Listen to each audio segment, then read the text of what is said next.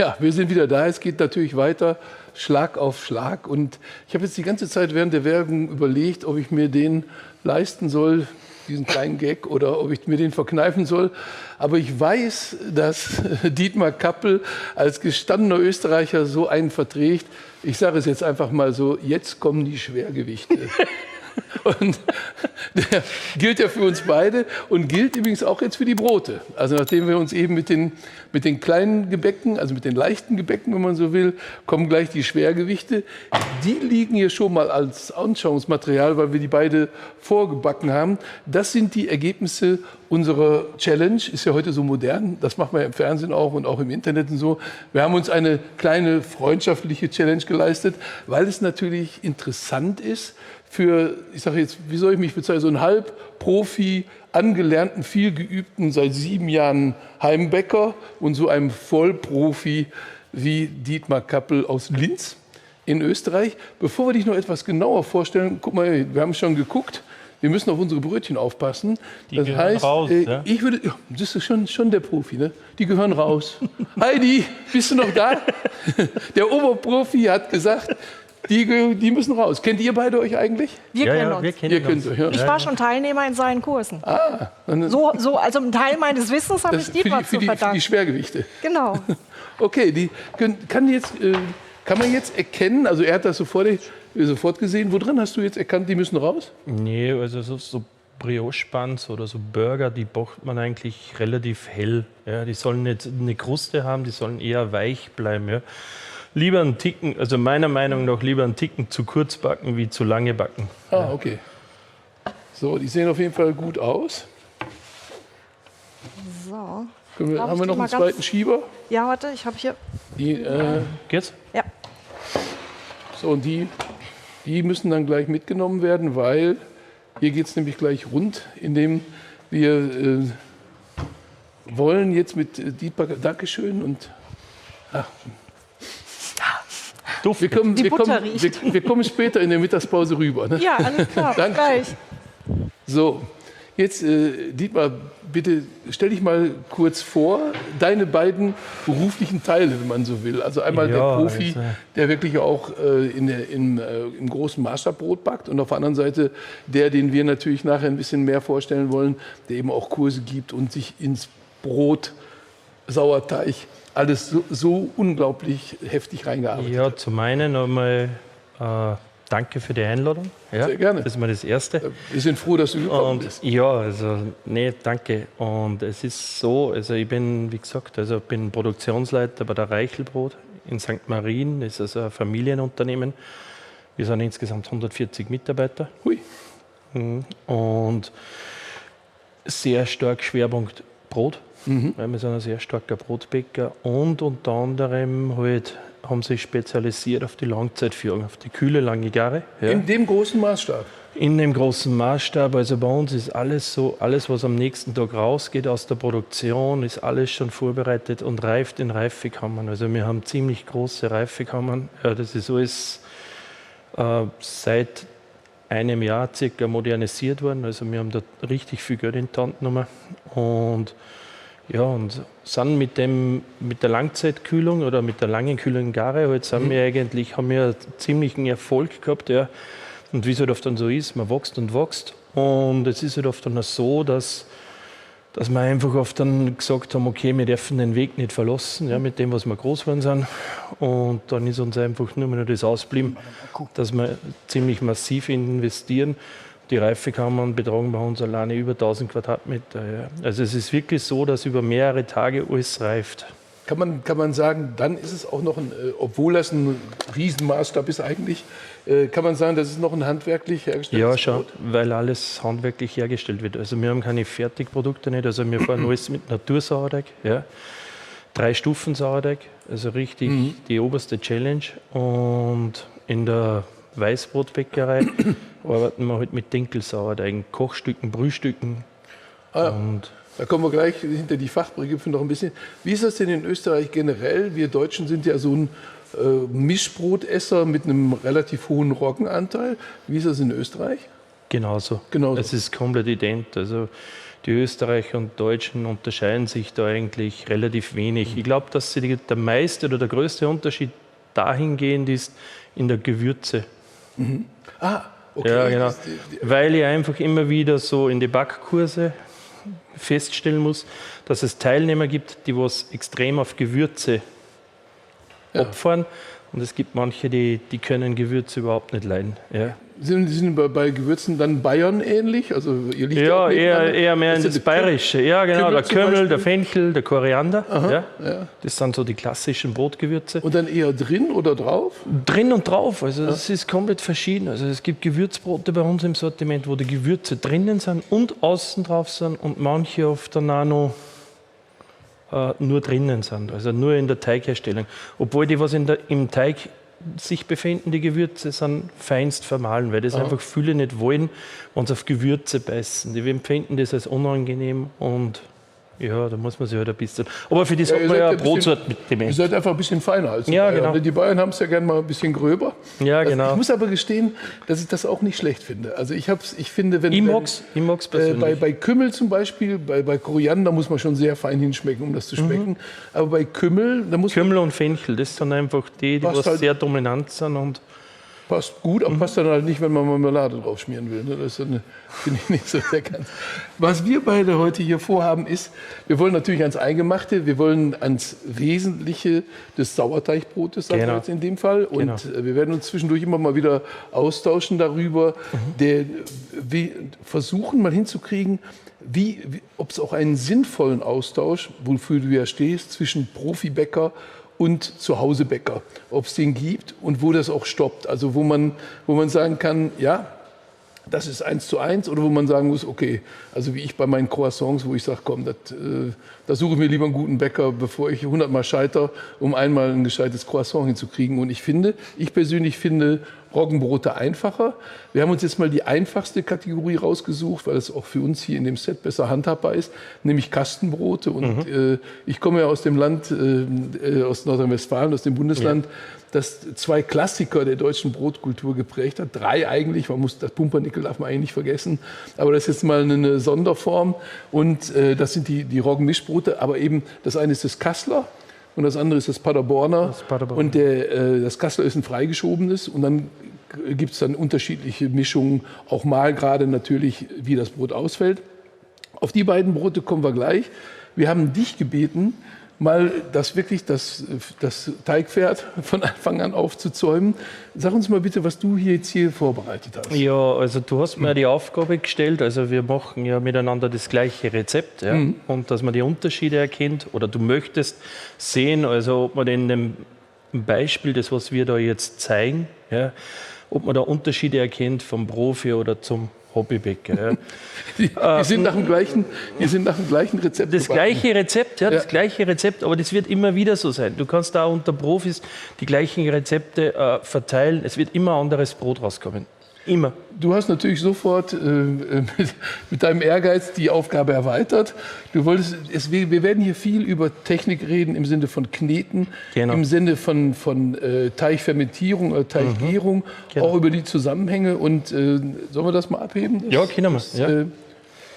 Jopp, das blubbert.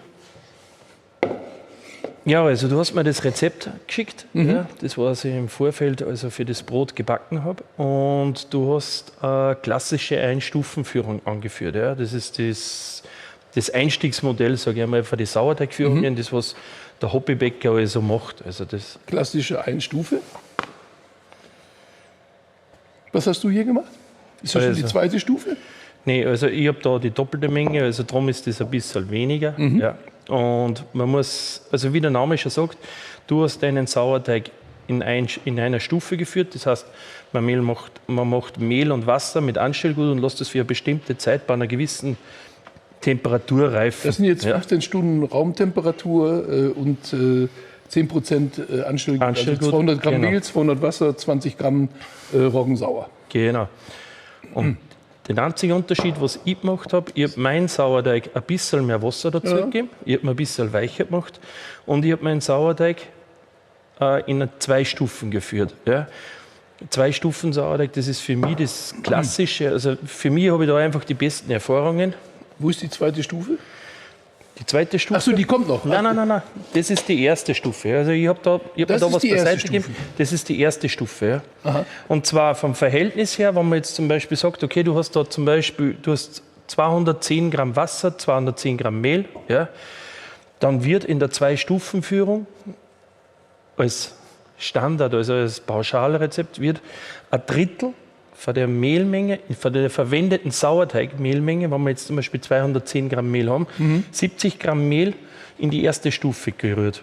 Ja, die erste Stufe mit 5% Anstellgut und relativ fest geführt mit TA 170. Ah, okay. TA 170. Und das ist sehr individuell, ja, und das kann man relativ flexibel stehen lassen. Ja. 12 bis 24 Stunden. Aber das heißt, das ist jetzt die erste Stufe. Das nur ist die fester erste als Stufe, ich gemacht. genau, fester geführt. Ja. Und Der Vorteil ist der, dass man einfach mit mehrstufigen Sauerteigen mehr Fermentationsaromen rauskitzeln kann. Ja, mit einer Einstufenführung ist man sehr, sehr gebunden vom Aroma her, sage ich mal. Ja. Und wenn man aber mehrere Stufen führt, also den Sauerteig in unterschiedlichen Festigkeiten führt und Reifestadien führt, wie zum Beispiel ein Grundsauer und ein Vollsauer, ist das harmonisch. Also man kann sich geschmacklich sein eigenes Geschmacksprofil vom Brot besser herantasten. also du hast ja gedacht, ich verbessere das Rezept vom Gutemeyer. indem ich Nein. Aber warte mal, also jetzt, das ist jetzt die zweite Stufe. Das ist jetzt die zweite Stufe. Ja. Da sind oft dann die restlichen, also man muss sich vorstellen, du hast 210 Gramm Mehl, also 70 Gramm Mehl sind in der ersten Stufe und 140 Gramm kommen in die zweite Stufe. Der Unterschied, was ich noch gemacht habe, ist der, dass ich meine zweite Stufe, also im Gesamtergebnis, ein bisschen weicher gemacht habe. Ja. Das ist ein höherer Wasseranteil und hat natürlich auch den Vorteil, dass der Sauerteig extrem triebstark ist. Oh, ich meine, das sieht auch gut aus. Schaut gut aus, ja, aber ist er auch so triebstark wie meiner? Das ist genauso hoch geworden, oder fast. Aber ich habe eine breitere Form. Du hast eine breitere Form und ich habe deins abgewogen, du hast das schwerer gemacht, weil ich habe das nach der Form angepasst. Ja, und meins ist um 250 Gramm geringer vom Volumen her, vom Gewicht her. Meins ist, weil die meisten machen einen Fehler und backen, also man muss aufpassen, wenn man jetzt zum Beispiel ein Brot in einer Kastenform backt, ja, dann sollte die Form oder die Teigeinlage so gewählt werden, dass das Brot nicht über die Kastenform ragt, weil sonst passiert Folgendes, wenn man die Form jetzt zum Beispiel nimmt, ja, angenommen du nimmst die Form, füllst den Teigling schon bis zu klar, 2/3 so an, Pilzkopf oben. genau, und dann schwappt er raus und meistens ist, also er kommt nicht auf so einen Pilz raus, sondern es ist eher so auf einer Seite, dass es dann wegkippt, ja, und dann bricht es so weg und das ist eher sehr ein optischer Fehler. Lass uns nicht springen. Wir sind hier bei, guck mal, was ich interessant finde, du hast ja deinen Sauerteig genommen. Ne? Genau. Was ich interessant finde, ist der Geruch. Also zum Beispiel, wenn man die beiden jetzt als die erste Stufe vergleicht, der riecht roggensäuerlicher.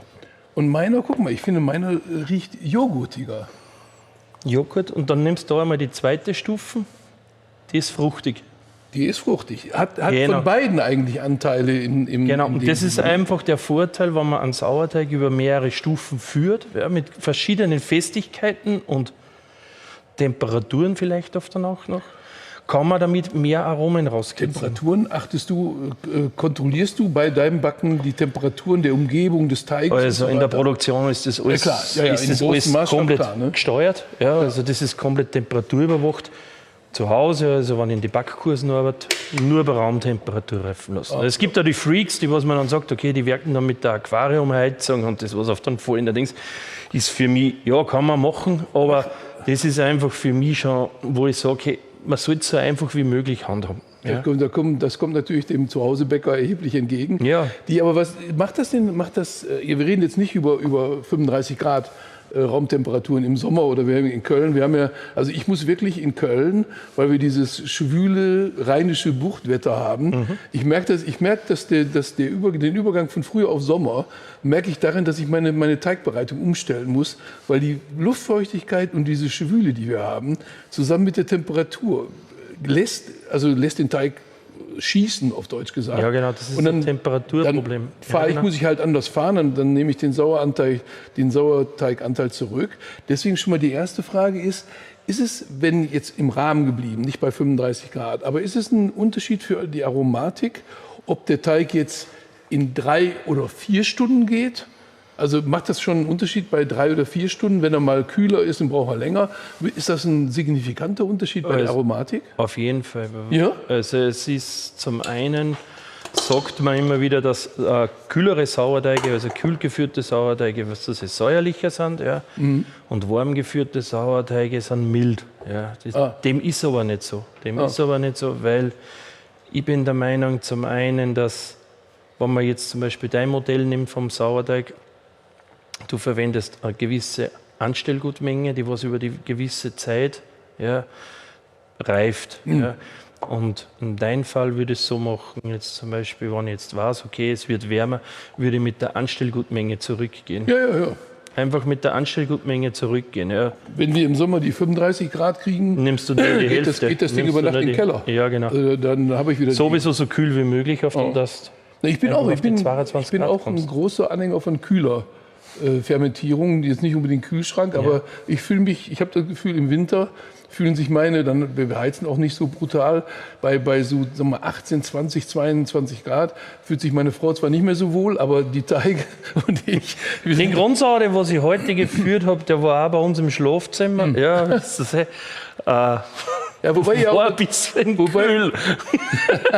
ja, wobei hier aber in der Gegend die Tauber, der Fluss sorgt auch für nächtliche Kühle. Ne? Also Ja, genau. Und ich habe das echt in der Früh, wie ich munter geworden bin, das erste, was ich geschaut habe, bin nicht zur Frau gegangen, sondern wir bleiben jetzt beim Teig. Und also jetzt haben wir hier, um das nochmal, damit wir die Ordnung halten.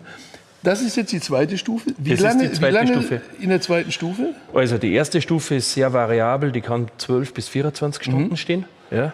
Und die zweite Stufe, die richtet sich nach der Temperatur. Ja. Und wenn du eine Sauerteigtemperatur noch anrühren hast von 32 Grad, dann reift der Sauerteig 3 Stunden. 3 Stunden. Mit jedem Grad, wo der Sauerteig kühler ist, verlängert sich die Reifezeit um 15 Minuten. Ja. Ich kann aber nicht empfehlen, dass man jetzt sagt, okay, man rührt die zweite Stufe ein mit 22 Grad, dann habe ich nochmal eine Reifezeit von Hausnummer 5 Stunden, ja.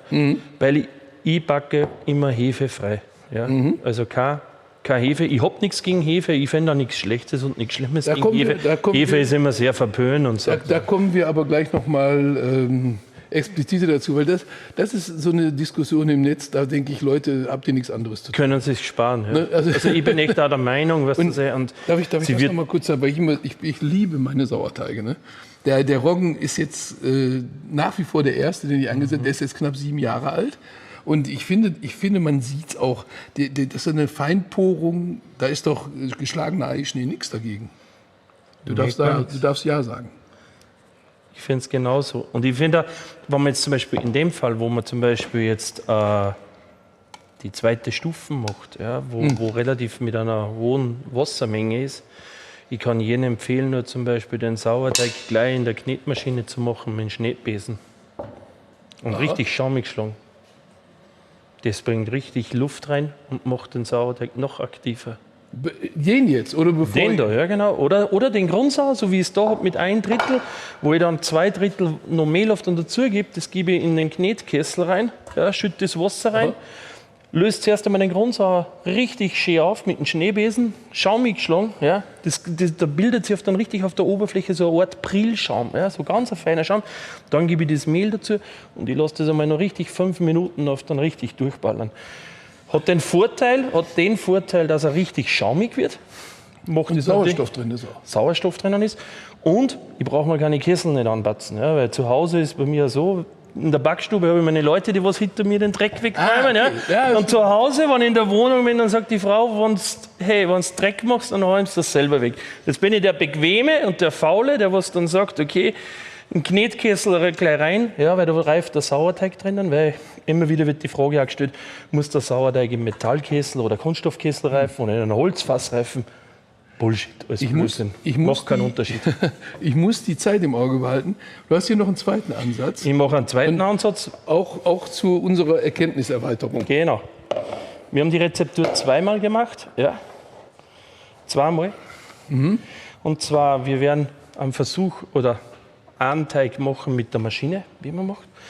Und wenn jetzt zum Beispiel einer keine Knetmaschine hat, wie knetet man so einen Teig am effizientesten von Hand? Vor allen Dingen, wie knetet man einen zementartigen Roggenteig? Da freue ich mich jetzt schon drauf. Ja. Sollen wir mal erst den mit der Maschine fertig machen? Und dann, Ja, genau. weil wir wollen ja mal gucken, wie es jetzt alles so unterschiedlich aussieht. Das heißt also, wir setzen jetzt beide nach derselben Rezeptur, aber mit deinem Sauerteig und mit den 2 Stufen die Maschinenvariante an. Genau. Und ich tue das hier Und auch. bei mir ist das so, ich habe einfach ein bisschen weniger Schüttwasser, weil ich habe ja mehr im Sauerteig drin. Jetzt habe ich einfach im Hauptteig ein bisschen weniger. Ja? So, jetzt muss ich mal rechnen. 2, wo ist der 1005? Brauchst du noch mehr von mir? Nein, ich brauche nichts mehr, ich habe Schöpfung. Aber ich sehe schon. Mach mal einfach so, ich muss mich einen Augenblick hier auf meinen konzentrieren. Und Da habe ich echt wieder Glück gehabt, weil ich schon im Vorfeld so, alles die abgewogen habe. Waage funktioniert nicht. Aus welchen Requisite könnt ihr mir eine andere Waage bringen, bitte? Weil die Waage funktioniert nicht. Ich weiß aber nicht warum. Falsche Produkt, keine Batterie. Kann man alles. Brauchst du eine Waage auch? Ja, ne? Nein, ich habe schon alles abgewogen. Bitte? Ich bin fertig.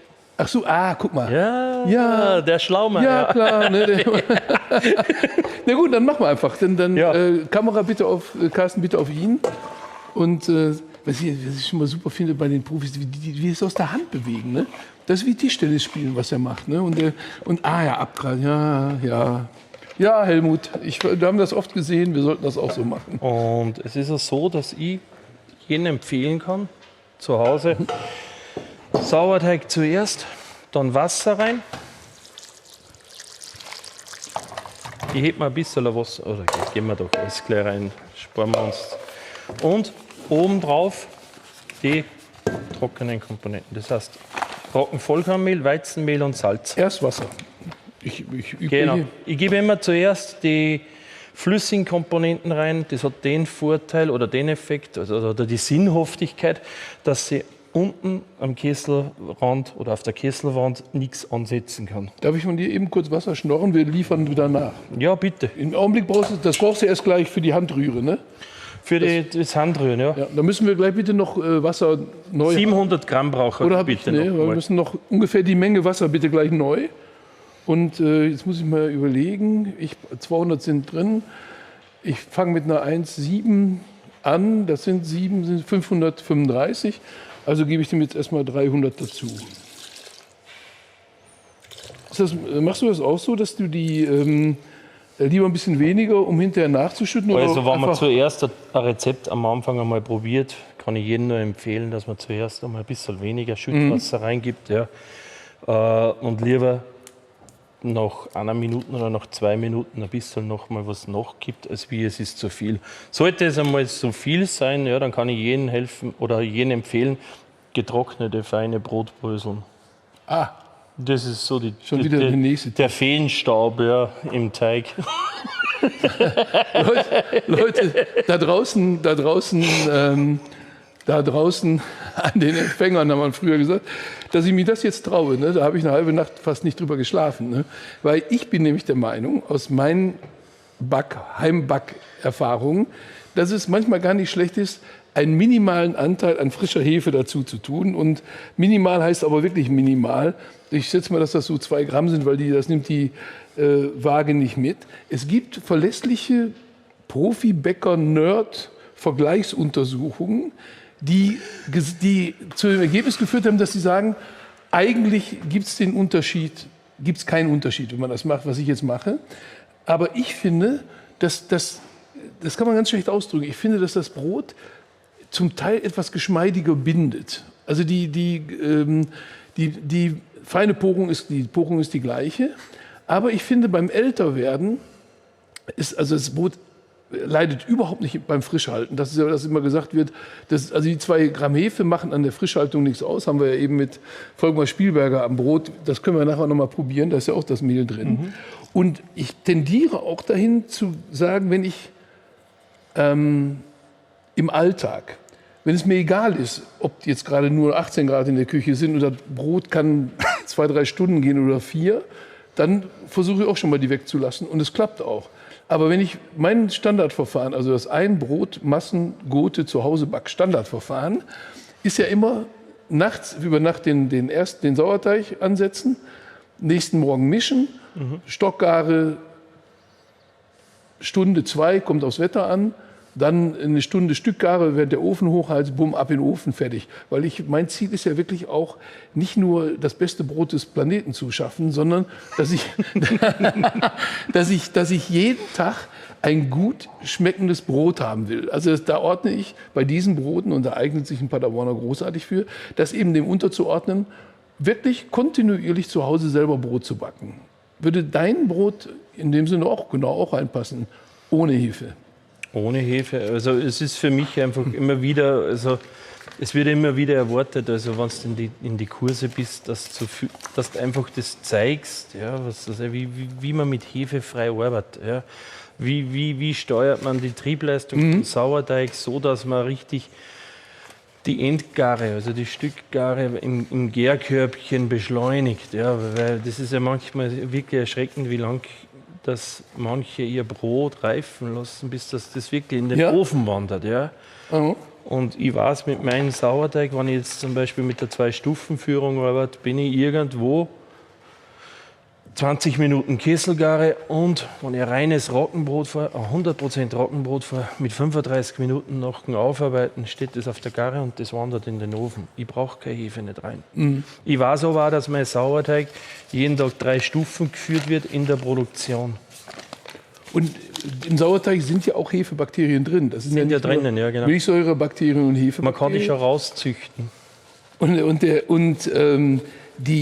Aber generell, jetzt mal generalisiert, unabhängig auch von deiner Vorgehensweise, ist die Hefe an sich ist doch nichts Schlimmes. Ich finde überhaupt nichts Schlimmes dran. Ich finde das auch nicht so wie es immer wieder dargestellt wird, dass es so schlimm ist. Und ich finde einfach, was soll dran sein?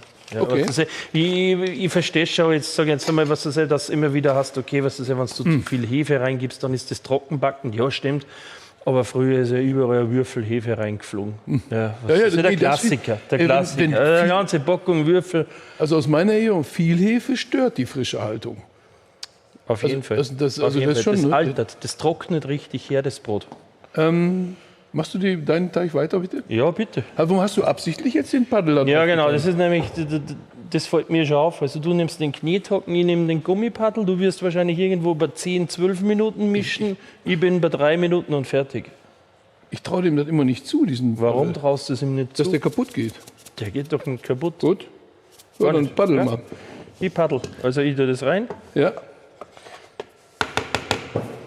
Ja.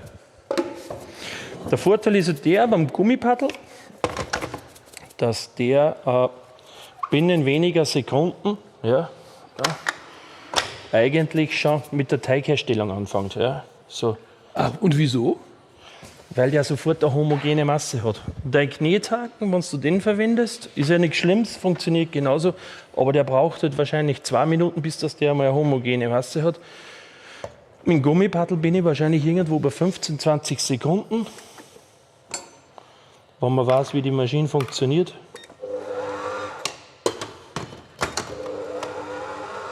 Geschwindigkeit egal? Also Roggenteige oder Roggenmischbrotteige, wie in dem Fall, müssen nicht lang gemischt werden oder geknetet werden, weil es einfach nicht notwendig ist.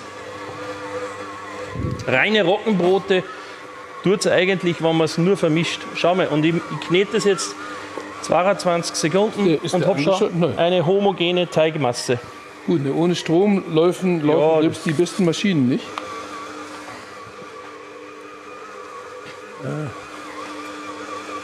Warum bin ich jetzt zu doof? Geht's, weil es nicht eingeschaltet ist?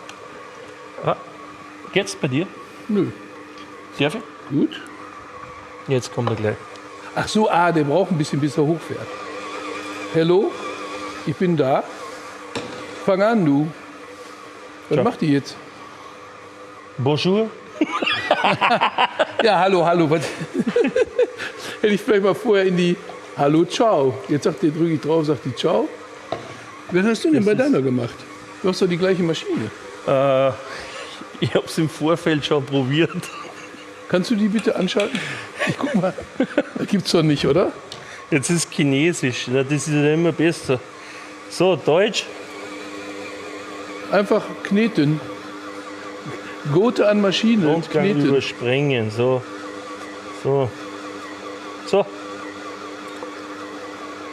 Ah, Bitte.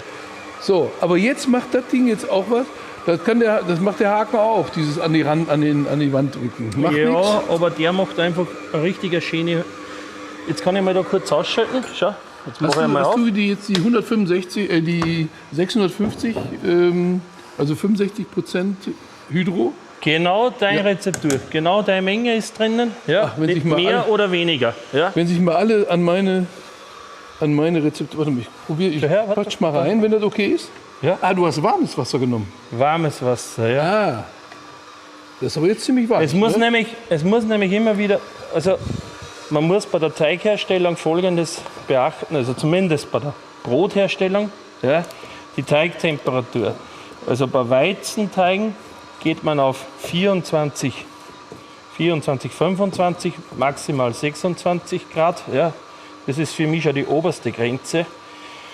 Aber bei Brotteigen empfehle ich 30, 32 Grad Teigtemperatur. Ja. Muss man dem Roggen wegen seiner Stärke und sonst wie Struktur, muss man dem jetzt nicht ein bisschen mehr Zeit geben zu quellen? Zum Quellen, inwiefern meinst du? Jetzt nach Aber- der Teigherstellung oder? Ja, bei der Teigherstellung. Ne? Bei der Teigherstellung, jetzt sage ich mal, ich gebe ihm noch einen Schluck Echt? Wasser dazu. Ja, es ist zu Ist ja viel. nicht weich. Ich hätte schon gedacht, der wäre weich genug. Nee, also ich würde noch ein bisschen noch mehr, wenn es nach mir gehen würde. Ja. Ich fahre da einfach einmal beim Gummipaddel darunter. Seht ihr das? Ja. So da. Und fertig. Wieder runter und dann lasse ich es noch ein bisschen laufen.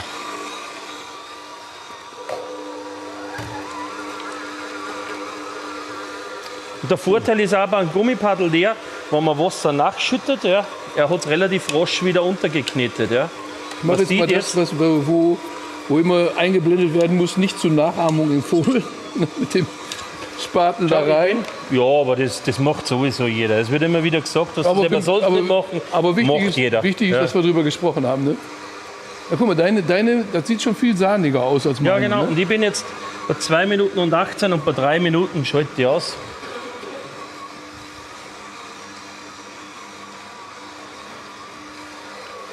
Ich gehe jetzt. Normalerweise ist es so, Ist jetzt die Rühr-Challenge. Ah, dann auch noch schneller. genau, also ich gehe sogar noch einen Ticken rauf, ja, dass ich jetzt sage, reine Roggenbrote kann man jetzt zum Beispiel auf langsamer Geschwindigkeit und mit zunehmendem Weizenanteil gebe ich einfach ein bisschen eine schnelle Geschwindigkeit dazu. Was ich bei dem, deswegen habe ich das Rezept mal so angesetzt. Das 1050er Weizen von Spielberger hat auch eine Schau. sehr schöne, 3 Minuten. eine sehr schöne, das 1050er Weizen, was wir hier drin haben von Spielberger, hat eben auch eine sehr schöne Kleberstruktur. Und ich finde, die macht sich hinterher im Brot insgesamt gut bemerkbar, wenn das Brot beim Backen aufgeht. Auf jeden Fall. Und das ist ja beim Formen wahrscheinlich einfacher. Ja. Aber schau, wir haben jetzt genau 3 Minuten und ich bin fertig. Ja, Widerspricht allem, was man so liest. Ne? ja, Die gängigen Bücher, die fangen an, mal 6 Minuten langsam kneten, ja genau. nochmal 4 Minuten drauf. Kann man alles machen. So, Ja, das dann Ding- nehme ich einfach das nur mehr Ding- noch. Das Ding sauber zu kriegen, ist natürlich auch eine Sache für sich. Ne? Nee, schau. Ich fahre da einfach nicht einmal mit den Fingern rein. Ja. Einfach nur mit dem Gummipaddel. Aber da freue ich mich jetzt schon drauf zu gucken, wie du das nachher formst. Oder geht es direkt in die Form, ohne Form? Nein. Schau, und immer wieder, wenn du ein bisschen Wasser nimmst, ne, dann bleibst du nicht kleben. Ja. Viele machen einfach immer wieder und sagen, okay, was du sagst, ich nehme jetzt eine Teigkarten noch, dann bleibe ich wieder auf der Teigkarten kleben. Ja, fertig. Ja, Kennt ihr das Gefühl, wenn man neben so einem Profi steht und weil man immer denkt, erwischt? Das hatte ich jetzt ungefähr, in den letzten 10 Minuten hatte ich das ungefähr 8 Mal. Ne? Aber ich mache es ja nie wieder. Und wenn dann denke ich, nee, wenn die das jetzt sehen würde, nicht gut. Nee, und schau mal, saubere Hände. Ja. Und das reicht völlig. Und den Teig jetzt 20 Minuten stehen lassen. Abgedeckt. Ja, so, dass er nicht verhautet einfach. Ja. So, Das ist einfach. Moment. So, meiner. So, Fällt das? Schau, dann nehmen wir einfach. Schau, dann machen wir für einen Herrn Manzer wegen Werbung. Ja. ah ja. So, Und wie lange knetest du deinen? das war nicht ich, das war die Maschine. Okay. Wie ich lange weiß, befiehlst du deiner Maschine den Die Teig? Maschine hat gerade 4 Minuten 42 gemeldet. Ja. Ich weiß aber, dass noch mehr rein muss. Da muss mehr Wasser rein. Doch auch. Ja, jetzt, wo ich gespinkst habe. So. Aber was macht denn am späteren Brot? Gehen wir jetzt mal davon aus, dass wir nicht die Sintflut hier anrichten. Aber ich sag mal, also wir bleiben in dem Bereich, wo was das Mehl aufnehmen kann an Wasser. Was würde denn ungefähr, sagen wir, die Toleranz von 5 oder 10% gibt es ja immer. Was macht das aus, wenn das Mehl jetzt nicht überwässert ist, aber wenn man 5 oder 10% Unterschied, wie wirkt sich das dann hinterher aus? Also die Frage ist ja zuerst schon gestellt worden, wie viel Wasser nimmt der Mehl auf? Also ich glaube, dass das die falsche Frage ist. Ja? Ich glaube, dass die beste Frage ist, wie flink sind deine... Ich kapiere die Maschine nicht, ich hab eine andere. Schau. Drin. Also ich glaube, dass die Frage besser wäre, wie flink sind deine Finger? Je flinker deine Finger sind in der Formgebung, desto mehr Wasser kannst du schütten. Oh. Ja? Und, Es geht um die spätere Auswirkung auf den Teig. ja? Also jetzt unabhängig, wie flink meine Finger sind. Wenn ich jetzt 5% mehr oder weniger Wasser drin habe, auf demselben Teig, wie wird sich das hinterher In der Frischhaltung enorm. In der Porung. Je In der mehr Wasser, Porung. desto mehr Frischhaltung. Genau, ist auf jeden Fall so. Und Guck mal, jetzt fängt er an, hier zu schubbern, ne? ja, genau. Und jetzt schwemmt er vor sich hin und das ist mit dem Gummipaddel halt schneller. Ja? Wie? Das schwimmt? Gemein, Was hast gell? du gesagt? Das ist echt gemein. Er schwimmt vor sich hin. schwimmt Ja, vor sich genau. hin, ja. Aber er fängt sich an. Irgendwann wird das Wasser so schleimig, ja, weil das die Pentosane aus dem Roggenmehl rausschlemmen. Ja, und dann fängt es wieder zum Bremsen an. Und dann geht es eigentlich relativ rasch. So, jetzt das haben wir hier, den lasse ich mal so laufen. Und jetzt bitte da freue ich mich drauf, dass ich dabei zugucken kann. Weil, Genau. also ganz im Ernst, ich finde bis heute, als ich angefangen habe, Brot zu backen, Ja, habe ich mit Roggenteig angefangen. Habe mir Lehrbücher geholt, seriöse Ja. Lehrbücher, Ja. und habe danach den Teig gemacht. Ja. Da habe ich 3 Teige weggeschmissen, weil weil ich mir das angeguckt habe, diesen Zementbatzen, der da lag, Ja. habe ich gedacht, nie im Leben wird da draußen feinporiges Brot. ja. Später, ich war drauf und dran aufzugeben, später habe ich gemerkt, das ist der Roggen. Also die Brote hätten funktioniert, nur ich habe mir nicht hätten vorstellen können, funktioniert. Ja, genau. dass da draußen Brot werden Das soll. ist generell, also in der Anfangsphase, also der, was mit dem Brotbacken anfängt, man kann sich relativ schwer was vorstellen darunter. Was das ist. Man muss einfach das ganze Ding von vorne bis hinten durchziehen. Ja? Aber wenn der Teig nicht perfekt ausschaut, rein in den Ofen, ja? Und einfach schauen, was rauskommt. Ich meine, wenn er schon da ist, kann man ihn auch, da tut der Ofen auch nichts mehr. Genau. Was ich damit sagen wollte, war, ein Ding ist, dass man, wenn man Roggenteig, und deswegen freue ich mich jetzt auf die Show hier, dass wenn man Roggenteig anpackt, ist die Hölle. Also da komme ich nicht mit sauberen Fingern raus. Jetzt also Auftritt, Ich zeige jetzt einmal eine Variante. Okay, In der Teigherstellung, wenn man jetzt zum Beispiel keinen Kneter hat, ja, wenn man zum Brotbacken beginnt, muss man ja nicht gleich das Equipment kaufen, sondern man kann sich einmal herantasten und erst mit der Leidenschaft fängt man zum Investieren an. Ja. Also, wieder dasselbe Spiel, zuerst Sauerteig, ja, und ich gehe immer die Teigkarten zuerst im Mehl, ja, und dann ja, wieder im Mehl. zugucken ist einfach. Ja, das ist immer so. Wenn man jetzt zum Beispiel jeden Tag 12 Stunden seine Finger im Teig drinnen hat, ist das was anderes wie einer. Meine Karten sind noch nicht so gut. Wichtig ist halt, dass man immer ins Mehl reingibt. Ja? Das sind so Kleinigkeiten. Ja? Das fällt einfach Einmal raus. ins Wasser, einmal ins Ja. Mehl. So, und von Hand geknetet, ja, würde ich jetzt Salz gleich dazugeben. Warum jetzt das Salz zuerst? Kleiner Moment. Das ist das ganze Wasser. Ich gebe mal das ganze Wasser rein. Fehler Nummer 1 wäre jetzt zum Beispiel, das Ganze reinzugeben und dann knetet man und das ist einzige Sauerei und man bleibt kleben. Ich gebe das Salz rein, würde ich jetzt Gewürze oder sowas auch noch drinnen haben, auch rein und dann schlemme ich das Ganze einmal mit einem Schneebesen auf. Einen Schneebesen hat jeder zu Hause. Das ist das erste Mal, dass ich einen Bäcker mit dem Schneebesen sehe. Also außer Patissiers natürlich. Ne? Aber hier, Ich schlemme das zuerst auf, weil der Roggensauerteig hat ja der hat ja nur die Schleimstoffe, ja, und der hat keine Gluten nicht, also der bildet keinen Kleber. Ich löse das Ganze einfach sauber auf. okay. Da ist jetzt das Salz schon. Jetzt ist natürlich das Salz schon schön gleichmäßig vermengt. Ja, Mein Gott, hier. so. Und jetzt? Schaber. Ja.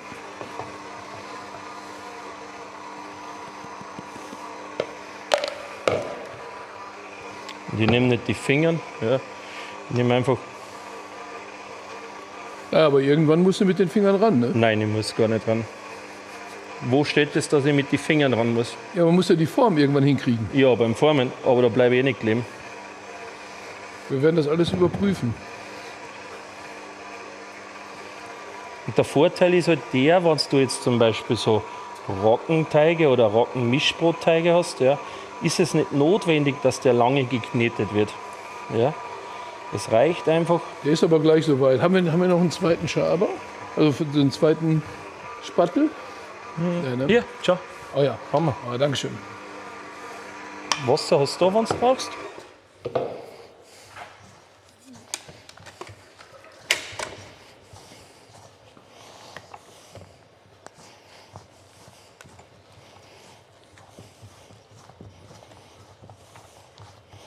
Und es ist nicht zwingend oder nicht notwendig, ja, dass man den Teig jetzt irre lang mischen lassen muss. Ja. Bei Roggen. Genau, bei Roggen. Wenn es ein reines Roggenbrot ist, ja, brauchst du das Ganze einfach nur mehr noch vermischen. Ja. Würde das jetzt ein reines Roggenbrot sein, ja, würde ich jetzt eigentlich schon fast aufhören.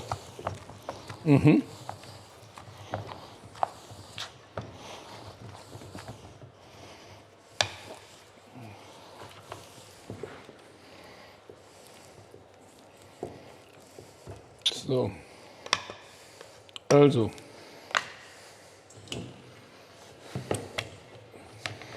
Ich gehe jetzt ebenfalls einmal. Mir geht's gut.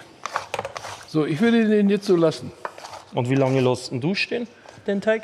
Also in meiner Zu Hause? Heimatstube Stunde, anderthalb. Also wenn ich manchmal vergesse, dann ist es anderthalb. Ich gucke ein bisschen danach, dass er schon angefangen hat, aufzugehen. Also wenn er so kleine Löcher zeigt, also einfach, dass man merkt, da hat, Eine schon Volumenszunahme. da hat schon was gearbeitet. Und könntest du einmal kurz tasten, wie du den von der Textur her findest? Passt? Echt? Passt, ja. Sagst du das jetzt nur, weil die Kamera da ist? Oder auch? Nee, wirklich. Das stimmt. Also du für mich du passt nicht, der, ja. Du würdest nicht meinetwegen schwindeln, ne? Nein, nee. Gut, dann werden wir den abgedeckt auch gehen lassen. Und. Aber wenn man den jetzt versuchen würde, mit der Hand anzufassen, da ist Feierabend, oder? Den? Gar nicht, überhaupt nicht. Fertig, das reicht. Nimm nasse Finger, dann bleibst Ne, du ja, ach ja. nasse Finger. Ja. Ja klar, nasse Finger kann jeder. Trockene Finger musst putzen. Aber wirklich, die meisten machen ja den Fehler und immer wieder die Wahrnehmung von einem Teig ist ja ganz andere, wenn ich mit trockenen Fingern reingreife, weil ich kleben bleibe. Die Wahrnehmung, wenn ich nasse Finger habe und ich greife rein, habe ich nichts auf die Finger drauf und das ist eine ganz andere Wahrnehmung. Genauso ist die meisten fahren ja mit dem Finger so rein. Ja. Ja. Sollte man nicht, eher mit flachen Fingern. Ja. Gott, eben fange ich an, hier mit dem Brötchen da rumzueiern. Jetzt gehe ich mit dem flachen Finger drücken. Ja, genau. Also wir haben Folgendes jetzt an euch alle kurze Zwischeninfo. Wir lassen jetzt die Teige stehen. Wir gehen gleich noch nicht, aber gleich gehen wir in die Mittagspause, weil wir jetzt auch mal nicht nur die Teige müssen gehen, auch wir müssen ein bisschen gehen.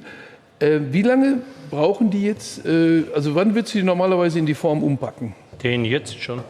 Dann machen wir das schon. Den dann mal umbacken, ja genau. Hast du eine Form, die du bevorzugst? Sollen wir dir... Ach ja, du hast ja meine schöne... Zap, zarab. Meine schöne Form. Holzform. Ja, genau. Dann tu den doch in die... Nee, mach das doch. Ich überlege gerade romantisch, ob man nicht den handgefertigten in diese uralte Holzform tut. Ist egal. Nein, wir müssen pragmatisch bleiben. Ich möchte da was anderes auf dann nachher noch zeigen. Und zwar, für mich persönlich würde das jetzt schon reichen. Also, der Teig springt jetzt schon an. Siehst du das? Wer sie zum Beispiel der hat, aber kurz zu mir, der hat schon genau das, weil wir gesprochen haben. Guck mal, Carsten, siehst du diese Löcher hier? Ne, die Aktivitäten, was der ist schon unterwegs. Der springt schon weg. Und wenn du das Zeitfenster übersiehst, dass der zu stark greift, dann ist der Teig extrem klebrig und du tust ihn beim Aufarbeiten, beim Händeln extrem schwer. Wo ich auch immer Bammel vorhabe, ist, wenn ich den in der zu frühen Garezustand in die Form packe, dass der mir nach oben reißt. Ich will nicht, dass der Ofentrieb so stark ist. Ich habe es eigentlich lieber, wenn der Ofentrieb nur noch dazu stattfindet, dass es eine schöne Porung, eine schöne Lockerung kriegt und nicht so einen riesen... Wenn ich jetzt, reden wir jetzt vom Brot an so einen Villenriss oben drauf? Nee. Wir reden jetzt, ich möchte so wie die hier. Ich möchte, dass die Brote, wenn ich es nicht anders haben will, aber normal möchte ich, dass die Brote so sind. Deswegen habe ich das eingeschnitten. Ja. Über Einschneiden reden wir nachher noch. Und ich denke immer, ich versuche so bei 2/3 Gare, wenn man das so sagen kann, der reinzukriegen, dass der in der restlichen Stunde vielleicht noch mal 2-3 Zentimeter hochgeht und dann im Ofentrieb noch mal ein bisschen. Das ist so für meine Linie, die ich versuche zu verfolgen. Die Gare, also mit der Gare entscheidest du beim Teigling, wie stark das Brot im Ofen reißen sollte. Ja, zum Beispiel 2/3 Gare würde zum Beispiel nur bei Weizenbroten anwenden. Nie beim Roggenbrot oder Roggenmischbrot. Aber habe ich bei dem so gemacht. Darum schneidest das du auch. Ja. Würdest das ganz ausreifen lassen, dann passieren... Ja, aber so kurz wie du garen, das ist doch nicht ganz ausgereift. Das ist ja nur die Kesselgare. Ja.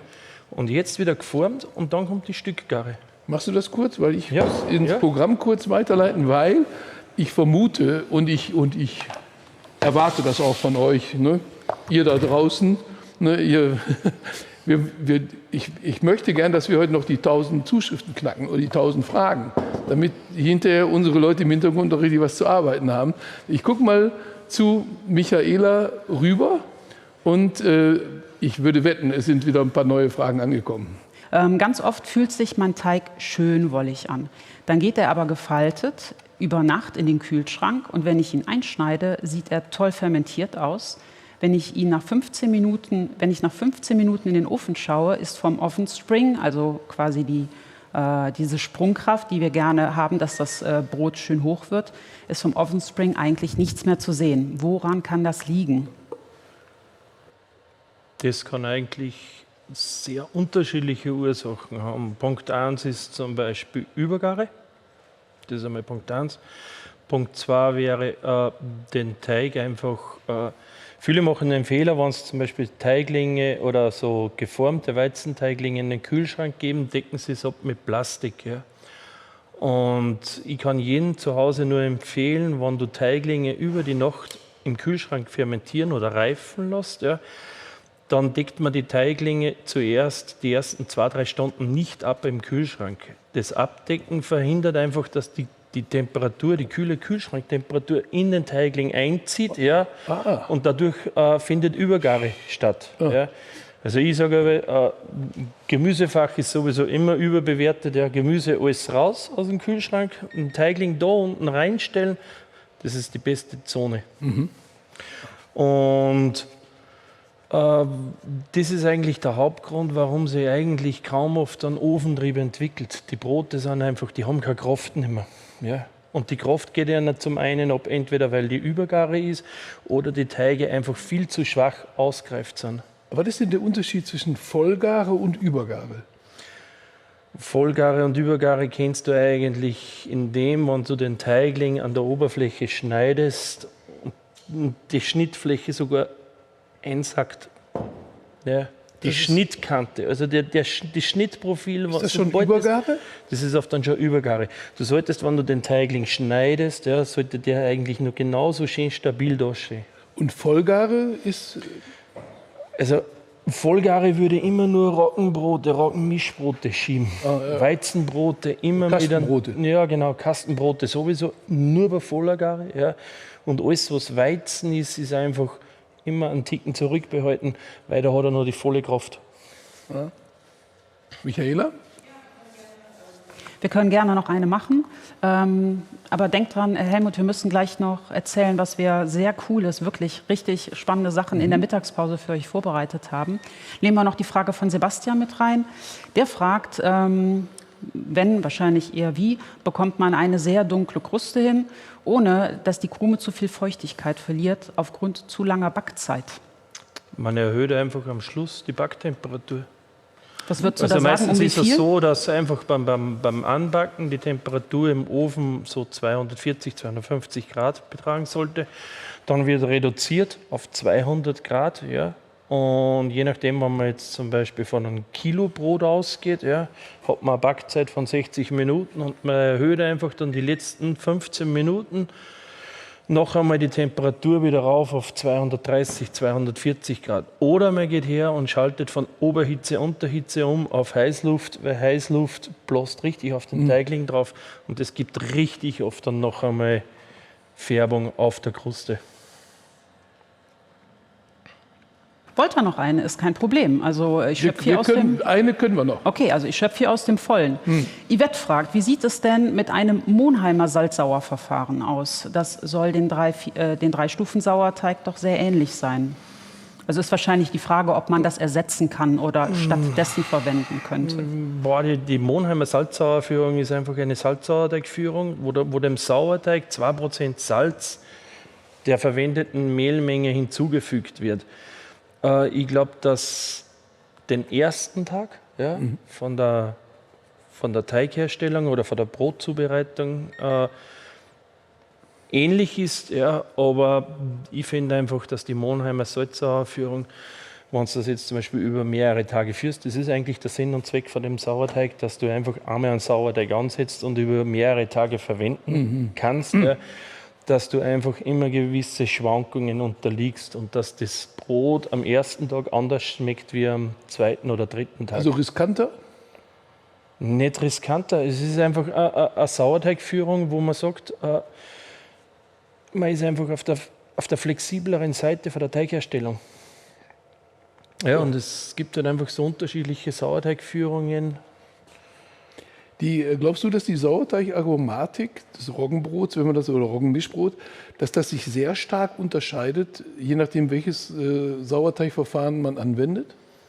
Ja, auf jeden Fall. Ja. Und Inwieweit? Zum einen jetzt, wenn ich jetzt zum Beispiel einen Berliner Kurzsauer nehme, eine hohe Anstellgutmenge und eine kurze Reifezeit bei einer hohen Temperatur, im Gegensatz zum Beispiel bei einer Einstufenführung, wo die Anstellgutmenge von 2 bis 5% über eine Reifezeit von 15 bis 18 Stunden beträgt. Ja.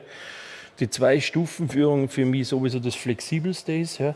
12 bis 24 Stunden der Grundsauer. Im Vollsauer kann ich dann noch 3 bis 4 Stunden ausreifen lassen.